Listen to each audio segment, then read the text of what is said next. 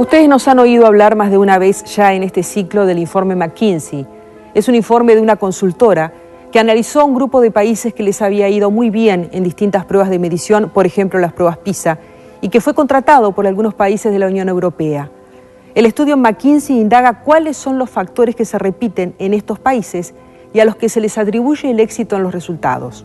Este informe señala que estos países demuestran que la excelencia en educación es una meta alcanzable y a un costo razonable. Y este elemento me pareció importante para comentárselos, porque el tema del gasto en educación suele estar en el centro de las discusiones en varios países.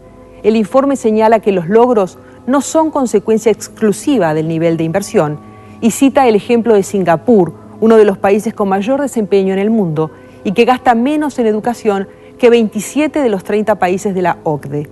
Se detiene en la experiencia de Estados Unidos, que aumentó su gasto público por estudiante en 73% y sin embargo sus resultados no mostraron cambios. El secreto, nos está diciendo el informe McKinsey, no está solo en los bolsillos, sino más bien en las cabezas, de acuerdo a este informe. Antes de ir a los factores y a las claves, acá tenemos una de las principales conclusiones del informe McKinsey. El nivel educativo de un país depende de la formación, motivación y aprendizaje permanente de sus docentes.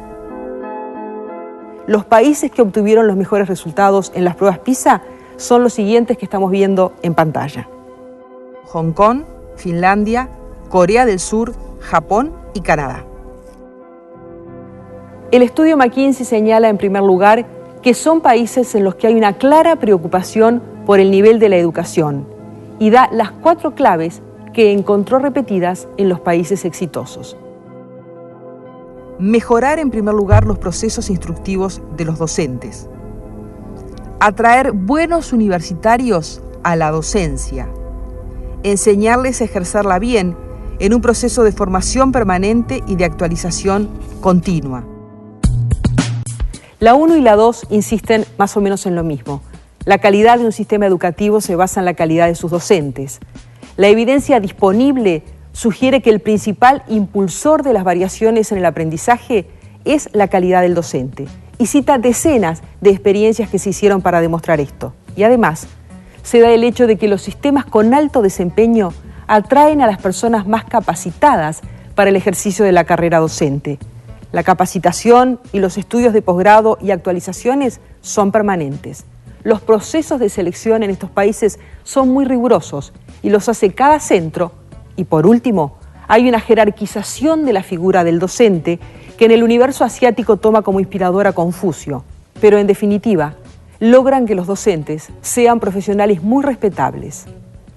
Vemos también que otra de las claves es que la evaluación es permanente y como hay parámetros claros para alcanzar, es muy sencillo hacer esas mediciones y es el propio docente y el propio centro quienes juegan allí un rol clave. Por último, estos países intervienen ni bien sus sistemas educativos presentan resultados que no cierran. Lo primero, dice el informe McKinsey, es detectar los problemas. Cualquiera que sea la manera en que se descubren los males, los países destacados en estos primeros lugares intervienen pronto y siempre. Y en esto nuevamente la historia nos podría enseñar mucho. Hace casi 50 años, el diagnóstico del sector educación de la CIDE, de la Comisión de Inversiones y Desarrollo Económico que dirigía el contador Iglesias, que relevó todo el país, ya advertía casi todos los problemas del sistema educativo, problemas que comenzaban en ese momento. Uno de ellos, recuerdo haber leído el informe, tenía que ver con el nivel de egreso del Instituto de Profesores Artigas, porque si queríamos expandir la educación media, el gran desafío es tener docentes formados, titulados. El sistema educativo uruguayo tuvo el mérito, y esto en buena medida se lo debemos a Varela y a los reformadores, a los fundadores de la educación primaria pública, de lograr universalizar la profesión docente, el magisterio, la profesión docente en primaria. Por eso tenemos un 100% de docentes de primaria titulado, grosso modo. Ahora, en la educación media, Uruguay no logró hacer eso, y este es un tema estudiado y diagnosticado desde hace varias décadas, primero la CIDE, luego la CEPAL, luego los estudios de ANEP. Se ha hecho mucho, sí, se han creado centros regionales de profesores, se ha fortalecido el subsistema de formación docente, se le ha dado más fuerza también desde la Ley de Educación, pero allí sin duda hay un problema.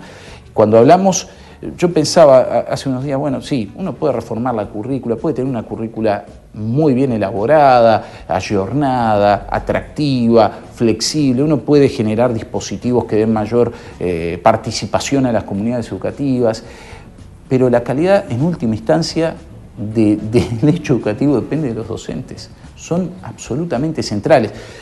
Al mismo tiempo que digo esto, reitero lo que decía hace unos minutos, el sujeto principal de educación es el alumno y eso no hay que olvidarlo nunca. Ahora, el motor, en buena medida, de las transformaciones del sistema educativo tienen que ser los docentes. Y cuando hablamos de mejorar la calidad de los docentes, no es solo condiciones laborales, salarios, bueno, obviamente las condiciones edilicias, sino también su formación. Y formar a los docentes para enseñar implica también formar a los docentes para aprender. Y formar para aprender implica formar a las personas para que estén abiertas a lo que ocurre en el mundo y que no nos quedemos siempre en lo que funcionó en algún momento, en lo que funcionó cuando la educación media de Uruguay estaba, en los hechos, reservada a una minoría de la población.